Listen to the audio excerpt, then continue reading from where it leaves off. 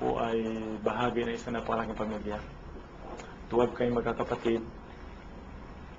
At yung aking magulang ay isa lamang ordinaryong mamamayan, bilang isang magsasaka. Ako ay nakapag-abroad ng close to 3 years. Tuwing uwi ako dito sa Maynila, sa Pilipinas, nauubos yung pera eh. Kaya alis na naman. Ang nangyari, nag-search ako, nag-register ako sa internet. I came across with B-Mobile. Simula, wala kayong bahay. Nagkaroon ako ng mga property sa Palawan. Yung magulang ko nagkaroon ng lote. Unti-unting nagpatayo ng kubo. Hanggang medyo unti-unting gumanda. Sad to say naman na maraming, alam mo, hindi naniniwala. Andun pa rin yung mentality sa traditional na, alam mo, basta ako'y nakaka-employ, okay na. Parang gano'n.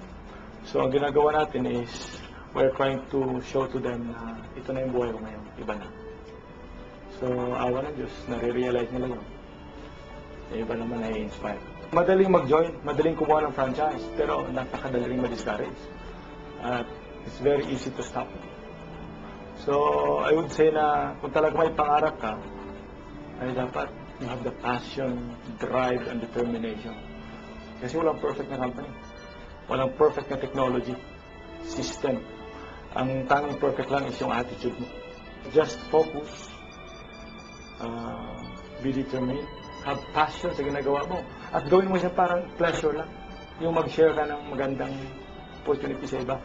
Don't make it a pressure. Make it a pleasure na wherever you go, whoever they are, in whatever opportunity you have to say it, to share it. B-Mobile is the best. Sobrang the best.